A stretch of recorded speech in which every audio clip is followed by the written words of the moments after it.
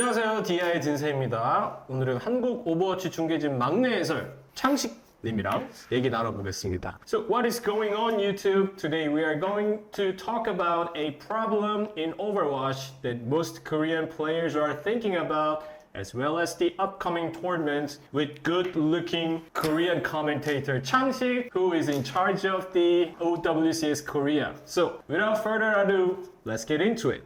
어서오세요, 창식님. 네, 안녕하세요. 프로게이머 출신의 현재 해설을 하고 있는 문창식이라고 합니다. 네, 어서오세요, 창식. 지금 경쟁전에서 탱커 유저잖아요. 아, 그렇죠. 탱커 하기 힘든 이유가 뭐야? 사실 간단해요. 못 이겨요.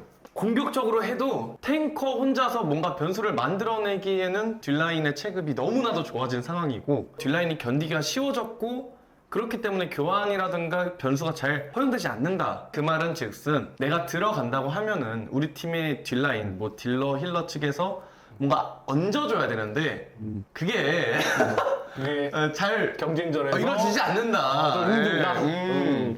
경쟁전 탱커 하면서 제일 화나는 모먼트. 야, 솔직히 니네 네. 포지션 나한테 정치하지 마라. 아, 포지션으로 가야 되는 거예요? 그렇죠. 어떻게 보면은 제가 그 첫 번째 질문 답변의 연장선이에요. 막 윈스턴전이라고 가정을 할게요. 네. 그러면은 양 팀의 윈스턴이 뒷라인을 묶잖아요. 하는 행동은 똑같아요. 근데 우리 팀은 죽어요. 나는 왜 죽일 수가 없어, 얘네를. 얘네 힐도필 막 딜러들끼리 막 이렇게 하고 있는데 우리 팀이 죽어요. 그게 반복이 되잖아요. 그럼 그렇게 얘기가 나와요. 케어하고 가달래요. 받아치고 가달라. 받아치고 가달래요. 이게 말이 안 되거든요. 이게 상황은 똑같은데. 그렇지. 그래서 힐러 포지션이 아닌가. 힐러한테 좀 목소리가 좀 작아진 것 같은데. 힐러 포지션이 아닌가. 솔직히 지금 경쟁전 땡땡 차이다. 땡땡은 포지션이죠? 상황마다 다르겠지만 콕 집어서 그냥 딱 비율이 큰 쪽을 얘기를 하자면 왜 웃으세요? 아니, 아까 두 번째 질문에서 이미 나온 것 같아가지고. 아, 근데 이거는 약간 다른 거예요. 경쟁전은 딜러 차이가 저는 좀 더 크다고 봐요. 그러니까 탱커가 한 명이 됐고 딜러 힐러는 여전히 투투잖아요. 그래서 오버워치 2에서의 서브 딜러의 역할이 오버워치 1보다 좀 더 그런 서브 탱커적인 역할을 그렇지. 많이 중점으로 플레이를 하게 된단 말이에요. 그렇게 되다 보니까 경쟁전 한정으로 상대의 메인 딜러가 더 잘 쓰면 끝이에요. 아무리 제가 견제를 한다고 하더라도 그쪽에서 차이가 나버리면 조금 힘이 많이 빠지는 것 같아요. 그래서 지금 경쟁전에 사실 약간은- 딥하게 해보면 예, 뭐 딜러 차이다. 약간 그 딜러들이 뭔가 좀 더 할 수 있는 게 많다, 아무래도. 경쟁전 매칭되면은 이건 그냥 노재민 맵이야. 대회에서 중계하면서도 이거는 노재민 맵이다. 두 개가 상관- 같아야 되나요? 상관없습니다. 경쟁전 노잼 제 한정으로 시그마해야 되는 포킹으로 가는 그 탱커의 영향력이 물론 없진 않지만 이 방벽 깎는 노인 균전장이 다 그런 것 같아요. 서킷 로얄, 서킬로에 하바나, 이런 거. 뭐 쓰레기촌 하바나 제일 싫어하네. 하바나 개인적인 의견이지만 좀 영양가가 없어요. 용량가가 없다. 예. 그냥 뭐 잘 쓰는 쪽이 이기는 거니까. 흥미 향상을 위해서 추가했으면 하는 모드. 저 최근에 모드. 클랜전 얘기 한번 들어봤거든요. 혹시 본인은 아이디어가 있는지? 그 오버워치 2가 릴리즈 되기 전에 지금 개발자랑도 얘기를 하는 시간이 있었어요. 맨 처음에 얘기했던 게 제가 그거예요. 클랜전, 팀랭 이거 무조건 해줘야 된다 했는데 뭐 아직까지 소식은 못 듣는 거예요. 그 당시에 답변은 혹시 기억나는 거 없나요? 아니 본인들도 그런 생각을 하고 있던 거다. 생각을 하고 있다. 근데 시간이 좀 이 정도 지났는데도 딱히 소식이 없는 걸 보면 여기 잘라달라 해야겠다. 이거 중요한 이슈. 아 요새 좀 뜨거운 네. 감자죠. 흔히 언랭크드 GM, 부계정, 스머프 대해서 어떻게 생각하시는지. 최근에 뜨거운 감자가 된 게 그거잖아요. 교육적인 콘텐츠다. 개인적으로 이거는 대체할 만한 콘텐츠가 있지 않나? 대회를 본다던가 요새는 경기 이후에 경기 리플레이 코드도 많이 풀리고 시청자 피드백 콘텐츠 이런 것도 좀 많잖아요. 어느 정도. 그래서 그런 교육적인 목적이라면 충분히 대체제가 있지 않나라는 게 좀 제 의견이에요. 맞네요. 그것도 일리가 있는 얘기네. 상신님이 말씀하신 것처럼 언랭크드 GM 컨텐츠를 하게 되면서 이제 많은 아래 티어에 있는 그 유저들이랑 만나게 될 텐데 모든 사람들이 게임하는 목적이 조금 다를 수 있잖아요. 그쵸. 경쟁전 돌리는 목적이. 근데 제 생각에는 어떤 유저는 그냥 퇴근하고 틀어놓는 테레비처럼 경쟁전을 돌린단 말이에요. 그렇죠. 그러니까 나는 이게 실력 향상이 목적이 아니고 그냥 치우라고 하고 싶어 하고 돌렸는데 여기에 웬 마동석이 나와가지고 갑자기 그쵸. TV 볼륨이 너무 크게 느껴지는 거야. 그렇죠. 저는 그것도 고려를 해야 되지 않나 뭐 이런 얘기입니다. 아무래도 해설자다 보니까 당연히 대회 관련해서 얘기를 좀 해봐야겠죠.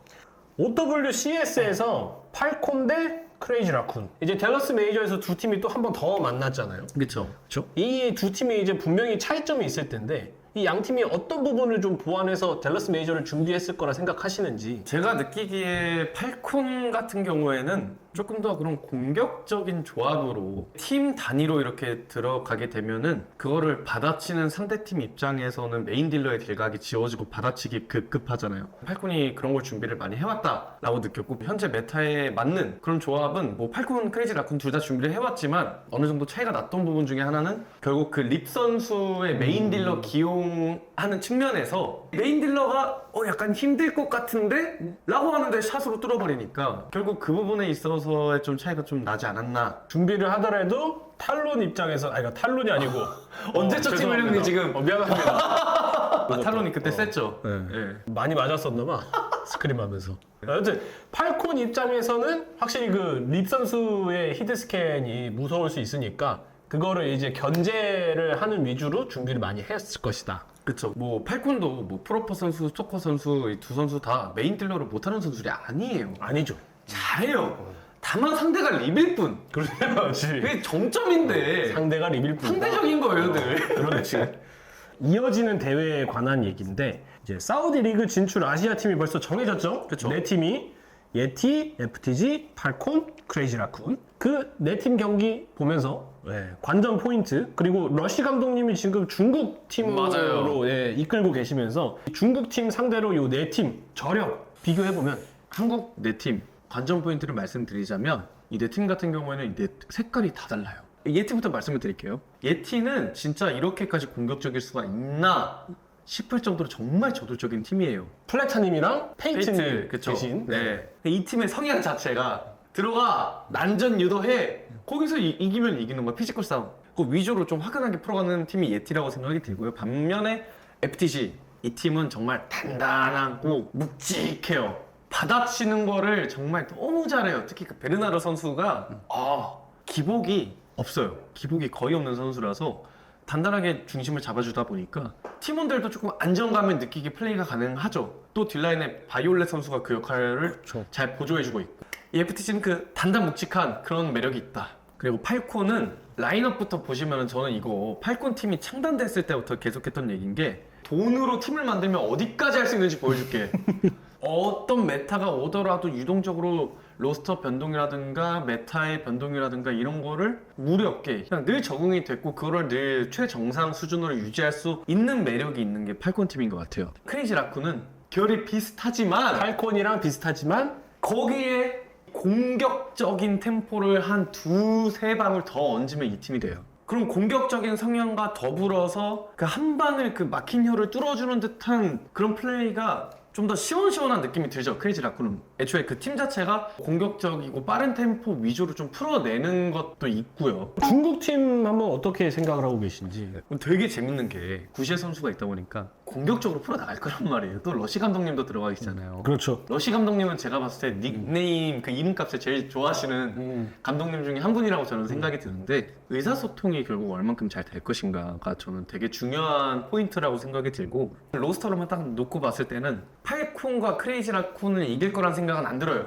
만약에 과거의 그 영광 그때 그 시절의 실력이 그대로라면 중국 팀이 예. 그 예티는 조금 중국 국제팀이 약간 힘 많이 들이지 않고 이길 것 같은 느낌이고요. 중국 국제팀이 네, 예티를 그리고 FTG는 뭐 메타도 좀 더 뭐 지켜봐야겠지만 일단 기존에 보여줬던 FTG 팀의 그런 그림이 유지가 된다면 뚫으려는 자와 받아치는 자 그 극한의 대결 이거 저는 되게 재밌을 거라고 보거든요. 원스 어게인 대 FTG 한번 기대해보는 네, 거. 이거는 정말 재밌는 그림이 나올 것 같아요. 또 FTG가 어떤 팀을 만나든 명경기를 뽑아내는 그런 팀이기 때문에 FTG가 유독 풀세트를 좀 많이 만들어냈던 것 같기도 맞아요. 해요. 그래도 기억상으로. 상대가 팔콘이든 크레이지 라쿤이든 그렇지. 절대 쉽게 안 졌어. 네, 맞아요. 다 지긴 했는데 다 지긴 했는데 쉽게 안 졌어. 명경기 좀 장난 아니잖아. 젖잘싸. 맞아요. 젖잘싸 표본. 그렇지. 예. 감사합니다. 답변.